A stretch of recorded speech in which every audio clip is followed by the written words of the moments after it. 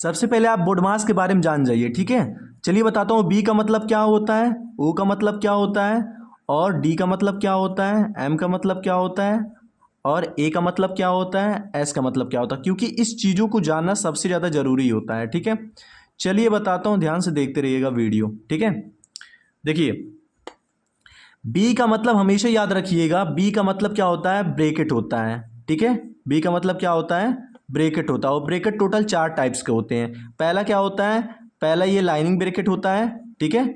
और दूसरा हमारा सिंपल ब्रेकेट होता है, तीसरा हमारा कर्ली ब्रेकेट होता है, और चौथा हमारा स्क्वायर ब्रेकेट होता है। मतलब पहला वाला रेखा, हिंदी में अगर हम इसको बोलें तो पहला रेखा कोष्टक होता है, दूसरा हमारा छोटा कोष्टक होता है, तीसरा मझला कोष्टक होता है, और चौथा वाला जो होता है ये हमारा बड़ा कोष्टक होता है, ठीक है। तो बी का मतलब ब्रेकेट होता है। ब्रेकेट 4 टाइप का होता है, जो बोर्डमास के क्वेश्चन में ये 4 ब्रेकेट बस दिखता है, ठीक है।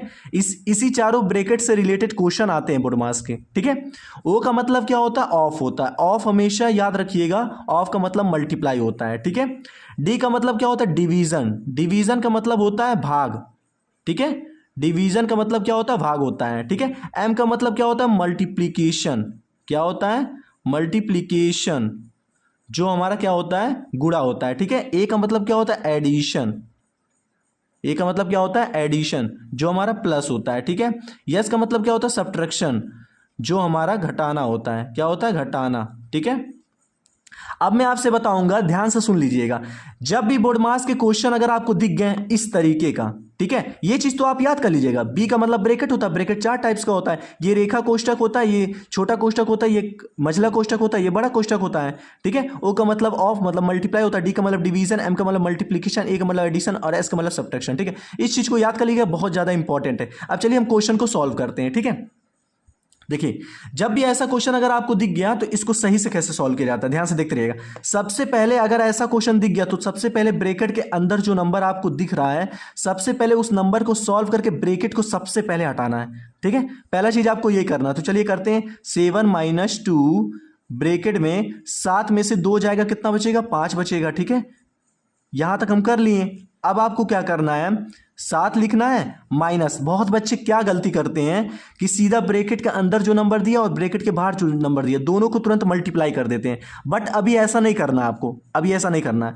पहले क्या करना है, जब भी ऐसा अगर दिखे कि ब्रैकेट के अंदर कोई नंबर और ब्रैकेट के बाहर कोई नंबर है, तो दोनों को क्या करिएगा, सबसे पहले मल्टीप्लाई में लिख दीजिएगा, ऐसे, ठीक है। सबसे पहले ऐसे लिख दीजिएगा। अब लिखने के बाद आपको क्या करना, अब देखिए 2 साइन दिख रहा है, ये अच्छा सॉल्यूशन है। सॉल्व करने का तरीका यही है, इस तरीके से आप सॉल्व करिए, ठीक है। अब देखिए माइनस दिया, मल्टीप्लाई दिया है, तो सबसे पहले याद रखिएगा, जब भी 2 साइन, 3 साइन, 4 साइन अलग अलग दिख जाए, तब आपको सबसे पहले डिवीजन साइन सॉल्व करना है, फिर मल्टीप्लीकेशन, फिर एडिशन, और लास्ट में सब्ट्रैक्शन साइन सॉल्व करना है, ठीक है। तो चलिए, सबसे बड़ा कौन सा, डिवीजन। इसमें डिवीजन कहीं दिया, नहीं दिया, तो इसको हम हटा देंगे, नहीं, इसको देखेंगे। उसके बाद मल्टीप्लाई दिया, तो मल्टीप्लाई इसमें कहीं दिया, हाँ दिया, तो सबसे पहले मल्टीप्लीकेशन सॉल्व करेंगे, ठीक है। तो चलिए सॉल्व करते हैं। तो 7 - 2 को 5 से गुणा करेंगे, कितना आएगा, 10 आएगा, ठीक है।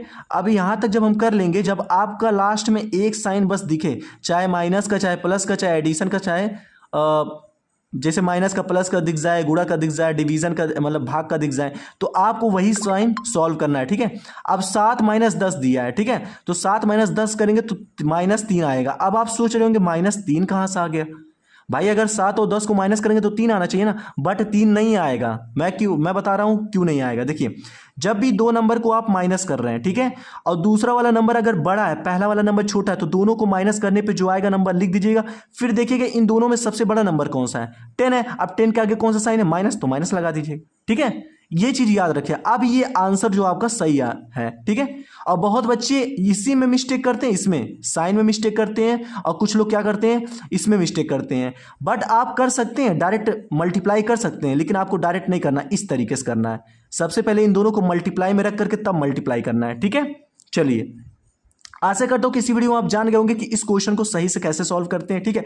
अब ये दूसरा क्वेश्चन भी आपको इसी तरीके से सॉल्व करना है, और इसका जो भी आंसर आएगा आप कमेंट में लिख के भेजिएगा। और मैं फिर से कह रहा हूं, जब भी ऐसा क्वेश्चन आपको दिखे तो इसी तरीके से सॉल्व करिएगा। लास्ट में जब आपको 2 साइन, 3 साइन, 4 साइन अलग अलग दिख जाए, तो बस ये 4 साइन आप देख लीजिएगा। पहले डिवीजन सॉल्व करिएगा, फिर मल्टीप्लीकेशन, फिर एडिशन, फिर सब्ट्रैक्शन। मिलते हैं अगले वीडियो में।